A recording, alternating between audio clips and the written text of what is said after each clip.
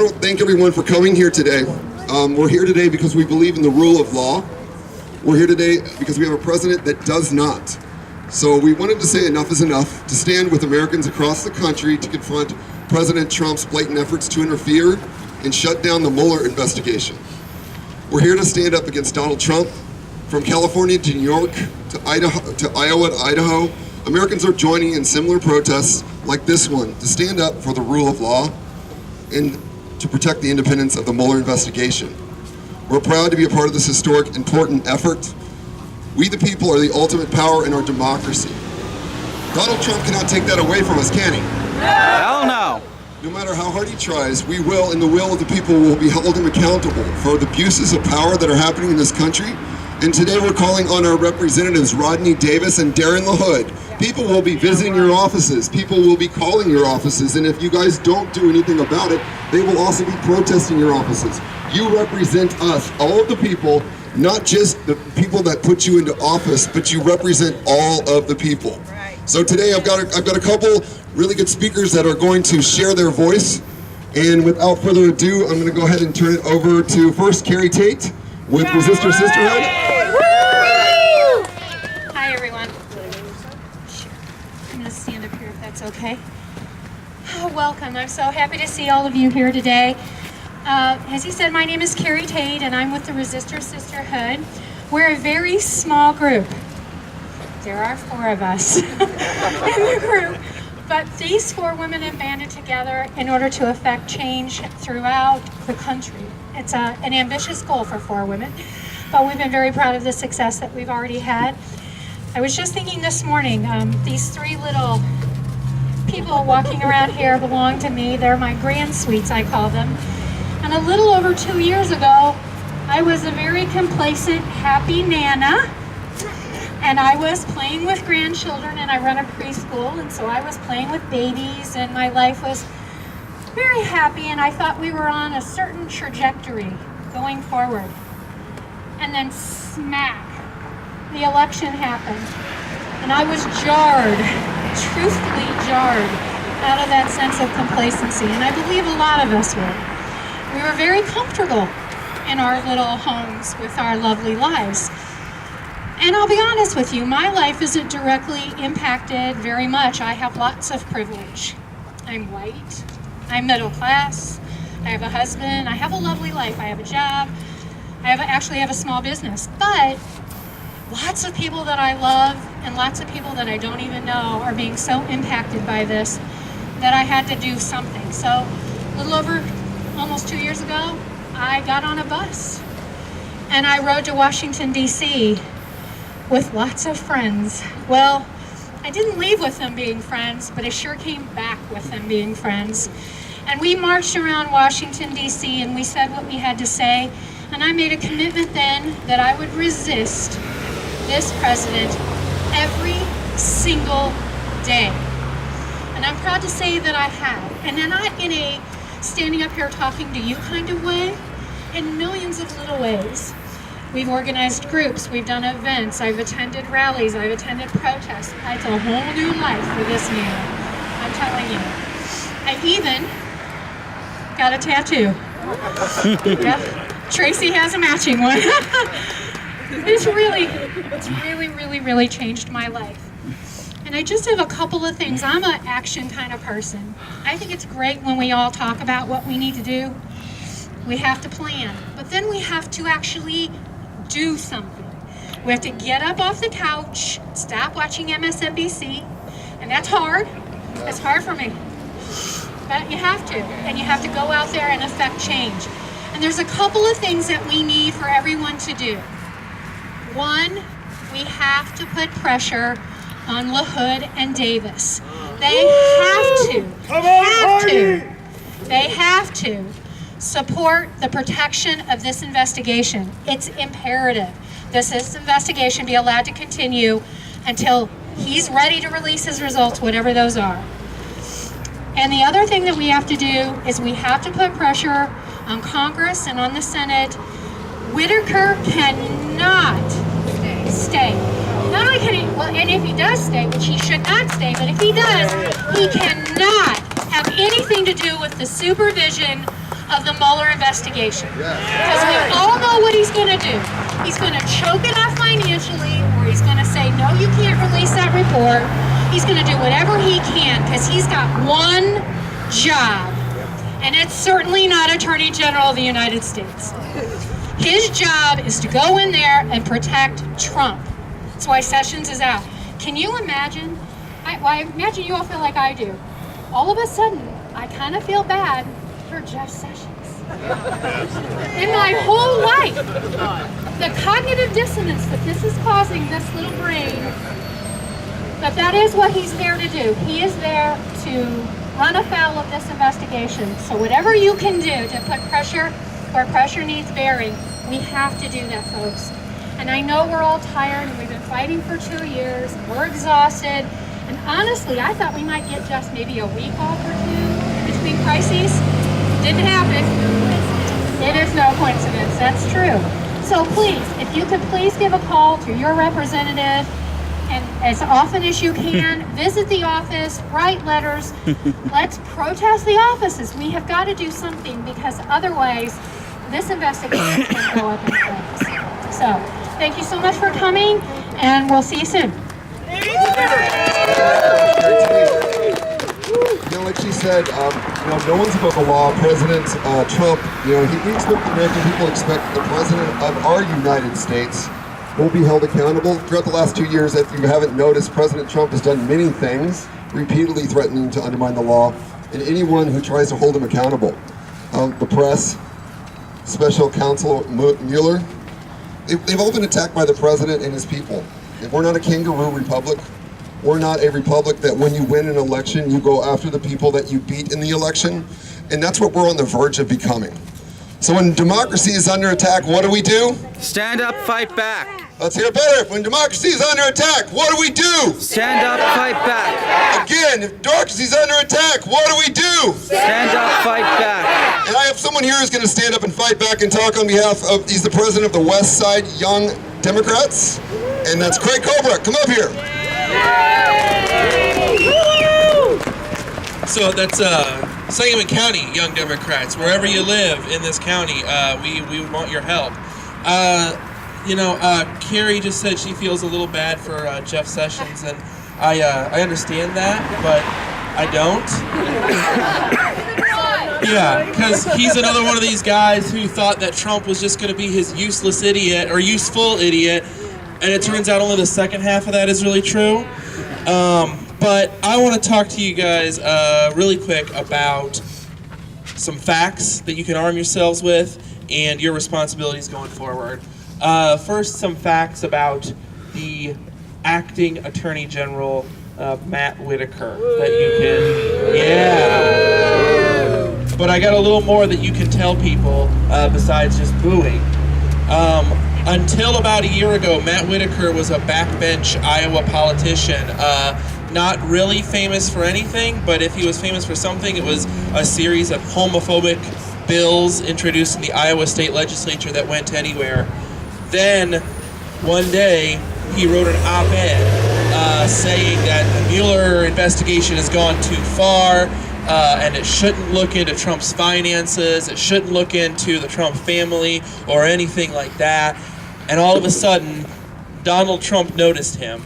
And Donald Trump brought him to Washington, D.C., made him Jeff Sessions' chief of staff, and now here we are, 4 days after Election Day. Jeff Sessions is out, and this guy has been appointed as the acting Attorney General. And when you look at that timeline, when you look at those facts, the conclusion is inescapable that he is here to protect Trump, to stymie this investigation, and to make sure that we never get to the bottom of what happened in the election, to get to the bottom of what's happened with Trump's finances or with his business or anything. Yeah, thank you! So that is some stuff for you to keep in mind as you talk to your friends and your family about this. And that brings me to the second thing I want to mention. That's your responsibility going forward. Because if you guys are anything like me, granted, I'm president of an organization that puts partisan politics right in their name, but if you're anything like me, you have been living and dying for our elections last Tuesday.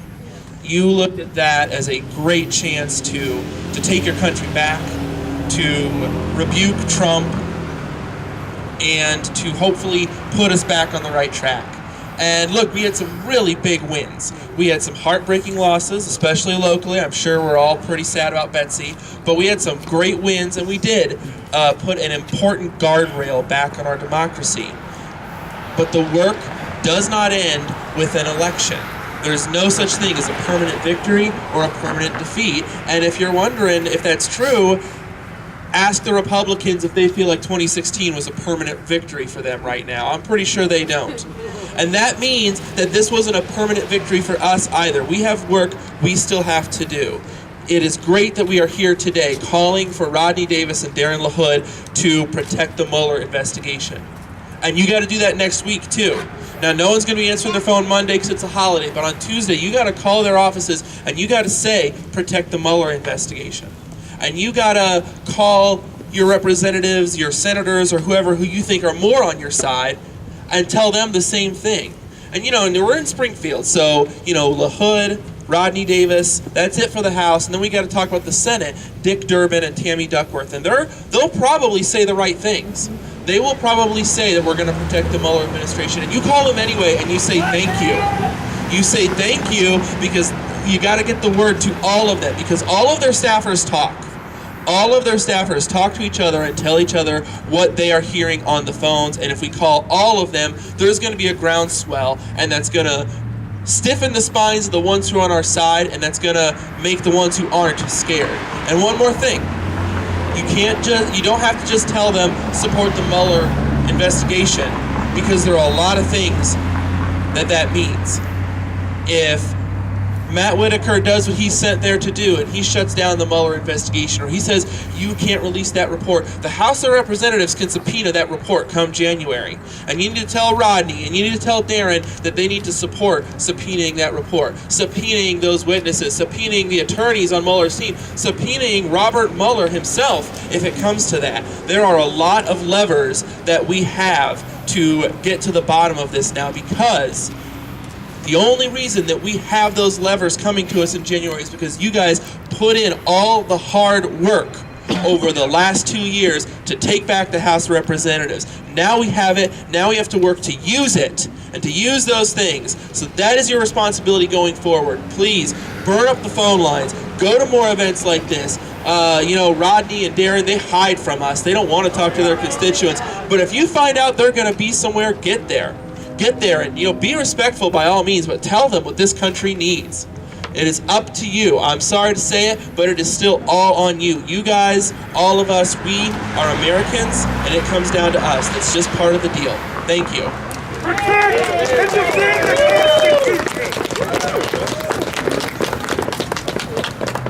All right. So, really, thank you for speaking, Craig and everyone thus far. I just want to remind people of another thing. An important fact. You hear Donald Trump all the time saying that this is fake news. He's now telling people that the press is the enemy of the state. How does that make you feel? Furious! And so the big thing is, we must remember and we must remind our neighbors, we must remind the elected officials, Rodney Davis and Darren LaHood, that the Department of Justice, the reason we have to let the special counsel continue is because thus far, the Russians' interference in our elections and the connections and ties to the Trump and others has resulted in 35 indictments. 35 indictments. Think about that. And we have an administration that's saying that there's nothing here. There's nothing here. Keep going. Keep going. Well, we have to, as the voice of the people, we have to go in. You have to have a meeting, try to get meetings with your elected officials. You need to call them. But also, writing letters to the editor on a daily basis, getting them in the SJR, the Illinois Times, or your local newspaper. And I encourage people, yes, post stuff on Facebook, but get off Facebook and get into the streets. Get off social media and come out and talk to people. Phone banking, canvassing, talking to your neighbors, talking to people that you know, and making sure that they understand what's really happening. That's super important. And let's talk about the handpicked, the handpicked acting attorney general, which he's really not. Because there's a lot of people that are saying this is absolute obstruction of justice happening before the American people right now. Think about that. Like what's going on in this country? Why are the Republicans that represent us in Central Illinois quiet? Ask them that. Why are they not speaking up? This is not about party. This is about the love of this country, the love of the Springfield community, the love of our state, and everything else. And with that, it's a good transition for me to bring up someone who I believe has a great voice to add to this. John Hanlon, he's the director of the Illinois Innocence Project. John.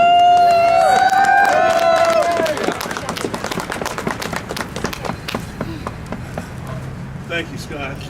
It's really an honor and a pleasure. An honor and a pleasure to be here at such an important event. And is it cold? No, it's not cold. We're here for a good cause. It's sunny. And so the heck with the cold, right? So, hey, let's start with a bit of good news.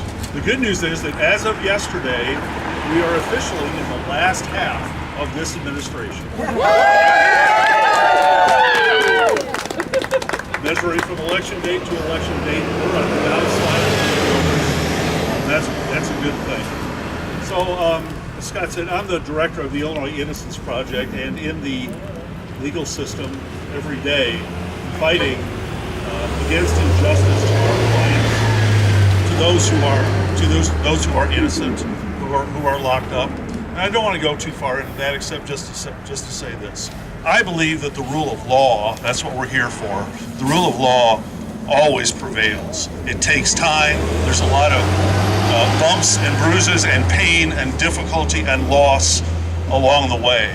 But I believe that the rule of law always prevails.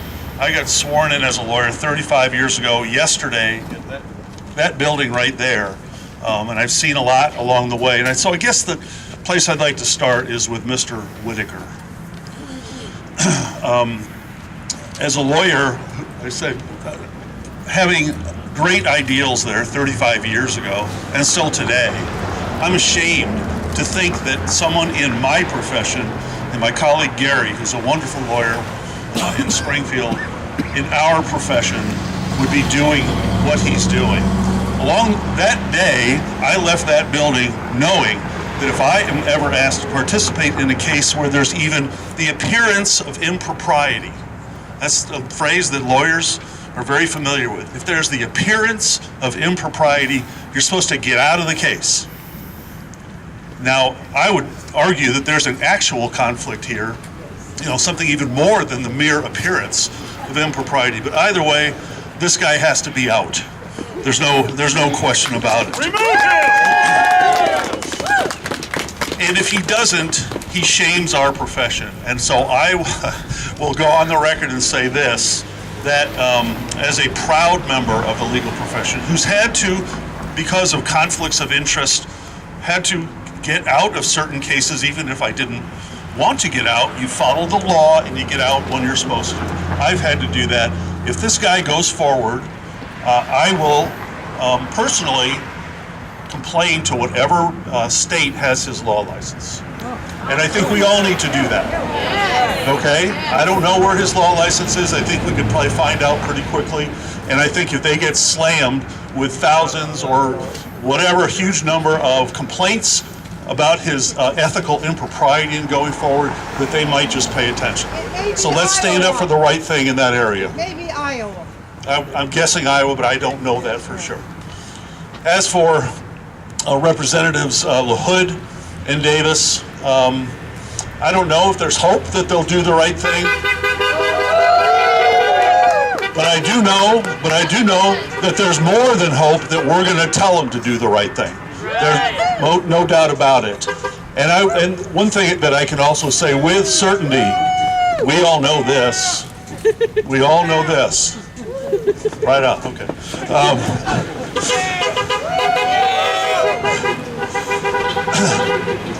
I know this, that if they continue as they are continuing, history will not look kindly on them at all. They will be, can you imagine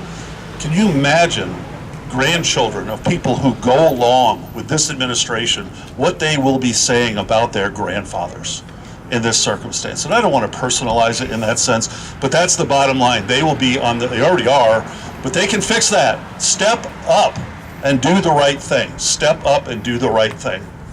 and don't be on the wrong side of history forever. You know, I started this by saying the law, one way or the other, always prevails. What happened after our Civil War? Well, this country ratified the 13th, 14th, and 15th Amendments and passed those into the Constitution. Slavery, due process, equal protection, and the vote. Right? That was after the Civil War, the most bloody time on our soil. What happened after World War I, which, by the way, ended 100 years ago tomorrow?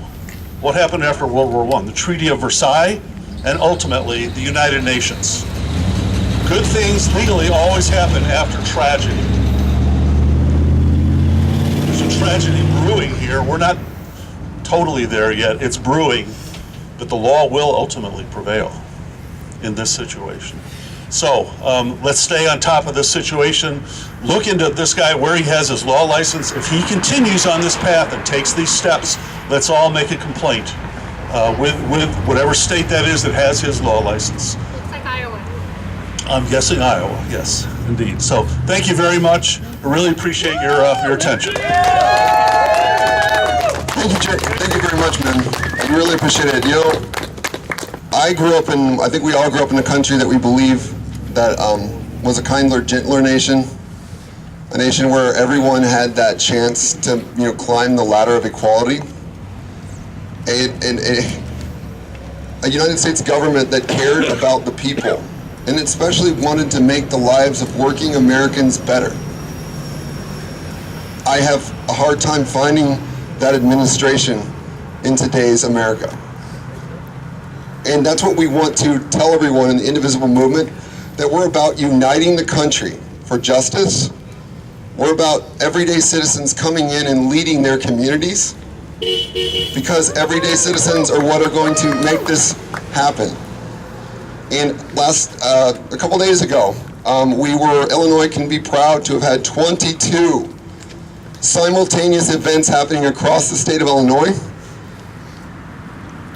Cities as small as Libertyville, Galesburg, many cities that I don't even know about because we still are finding our indivisible leaders. And so I encourage you to look at the Indivisible movement to see what's happening, because now we're going on the offense, and they're releasing an updated guide that's going to talk about how we're going after legislative priorities for this country to change this country by the power of the people, by the input of the people. And so I just want to thank you all for coming today, and I think we're going to sing a song or something in a little bit, but I also wanted to just really ask everyone. Social media is great, but going in and knocking on their office door and talking with them is much better. I lay a challenge for everyone that's here today to do just that on Tuesday, to go into Representative LaHood or Representative Davis's office, to make those phone calls, to put that pressure on their staffers, to ask them why they're silence, because silence is complicity. We can no longer let the people they say they're going to remain silent, right? They approve with some of the things, but not the others. And there's a website. Yeah, you can also place in statements to your elected officials in their websites. So if you do, a good point to make is that if you do want to meet with them, if you do it through their website address at call for a meeting, they do respond. If you leave messages on the phone, they very well might not. But they do. I think it's part of their system to make sure that they respond to people that, submit requests to meet with the Congress persons through their actual website. So do that. We definitely don't want to give up, and I want to just reinforce why we're here today. And we're going to do some chants and some music, but we're here today because we want to call on Congress and locally our Representative LaHood and Representative Davis to pass, endorse, support, make sure that there is legislation that protects the Mueller investigation, the integrity of it. Whatever happens, we're not here to make delayed judgment. We all know how we feel, but we know that we must protect the rule of law. That's one. And number two, that Matt Whitaker must recuse himself immediately from overseeing this investigation. Immediately. There's no reason for him to be there. As you heard other people say, as you heard people that have legal backgrounds saying, there's a conflict of interest. This is not what our country's about. And it takes your voices, not only here today, but at home, talking with your neighbors, talking at your places of worship, talking at your workplace, and whether you're getting gas, grabbing some food, talking to people across this city and this state. Congress must immediately pass this legislation. It's already passed the Judiciary Committee on a bipartisan vote. So it needs to happen now. There's no excuses, there's no reason, because if there's nothing to hide, why wouldn't we do that? And we need to also be fighting back and protecting our news media and talking about how the First Amendment matters more than any of this, this stuff that's happening around here. Freedom of the press. Yes. Freedom of the free and independent press, not the press that's becoming, like a, how should I say, a propaganda machine? Yay, Jim Acosta. Yes, and we should be thanking Jim Acosta for what he did the other day. And I encourage the media locally to start asking harder questions. To not take like when Rodney Davis says he's going to protect people with pre-existing conditions, call him on it. If he was going to do that, why did he vote 46 times, somewhere between 40 and 60 times, to remove the Affordable Care Act and remove those protections? And also I encourage the media to ask why the Republican Party says they're there to protect pre-existing conditions when there's a lawsuit in the state of Texas to null and void that clause. I mean, these are not hard things to ask, but we're allowing our elected officials to get by with lies. And I say that not lightly. I say that very emphatically, that they're lying to a lot of people. Yep. So, show me what democracy looks like. This is what democracy looks like. Tell me what democracy looks like. This is what democracy looks like. What do we want? When do we want it? Now. What do we want? Justice. When do we want it? Now. What do we want? Justice. When do we want it? Now. What do we want? Justice. When do we want it? Now. What do we want? Justice. When do we want it? Now. What do we want? Justice. When do we want it? Now. Really quickly, we're going to sing a song, and I'm going to let you pick one up. Everybody would know that. I'm not too familiar with it. Does everyone know if I had a hammer? Yeah. Yes. Okay. Good, because I'll need some help. Okay. Okay.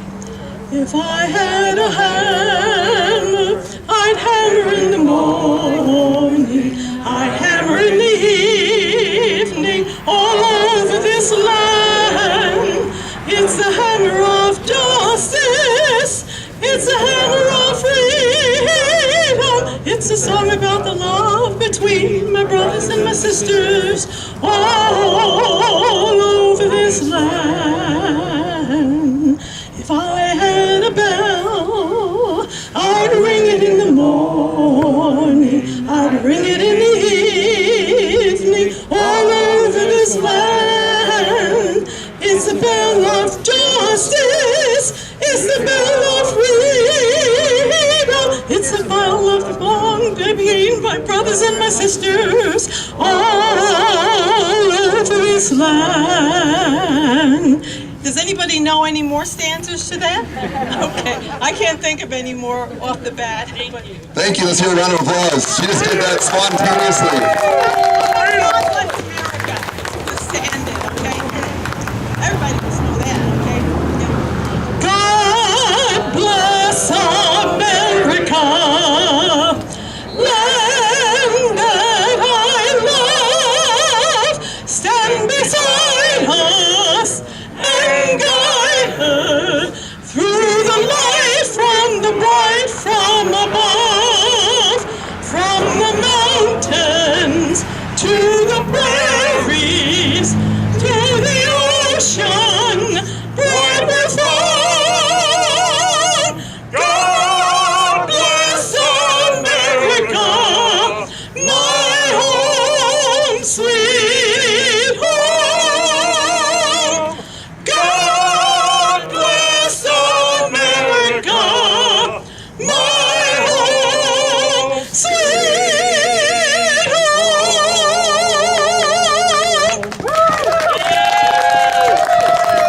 So thank you for everyone coming. I hope your hearts are warm, even though our hands are cold. We ask you to, post pictures on social media. Again, go talk to your representatives. And remember, when democracy's under attack, what do? Stand up, fight back. That's right. So in the next couple of days, stand up, fight back, talk to your elected officials, make those meeting requests through their website. And if you happen to run into Rodney Davis or Darren LaHood, be nice, but talk to them and say, hey, what's going on here? Right? The one thing that I want to leave as a closing message for everyone to remember, there is the President of the United States who's trying to make our movement look like a movement of a mob action, that we are a danger to the society, just like the freedom of the press side of it. So we need to be cognizant that they're trying to make us look like a mob. We need to be uniting. We need to be patriotic, because that's what we are about. And we need to make sure that we're not screaming at them, we're not yelling at them, but we're asking them very direct, pointed questions. And if you have someone along with you that can have a camera and grab them on that, that's a way to kind of get them to answer in a way that, when they don't have a prepared answer, is some of the best times to talk with your elected officials and say what's going on. So I just want to really leave you with that we need to unite the left, we need to unite the independents, we need to unite common sense Republicans to join us. A house divided we will not be. Exactly, and that's what this whole thing is about, bringing it into closure and bring this around. The Russians wanted to divide this country. They've succeeded in dividing the Republican Party. They're trying to divide the Democratic Party, and we can't let that happen. And we have people in powers that be in this country that want to do the same thing. So we are a nation of Americans before party. We're a nation that loves others. We're a nation that is where we tell the refugees to come. We're a loving country. We're a nation of immigrants. We're a nation of equality. We're a nation of justice. We're a nation where liberty is expanded. And right now, we must fight the tyranny that's happening in this country. We must make our voices louder, and we must do it specifically. So if you have a protest or you're attending a protest, make sure that there's an action following that protest. Because protesting is good, but we need to take actions with our officials. And that's one of the things that we're moving forward in the indivisible movement. And also legislative stuff. And also, talk to me afterwards if you want to help, because we are going to be forming coalitions in District 13, District 18, and District 12 that are going to start probably in February or March for the next cycle, to make sure that we have a coalition to turn these seats, to get people that care about Springfield, people that care about this country. So I thank you all for coming. Indivisible Springfield, Indivisible Illinois, Resist Your Sisterhood. Find a group that you can help make change happen. Thank you so much.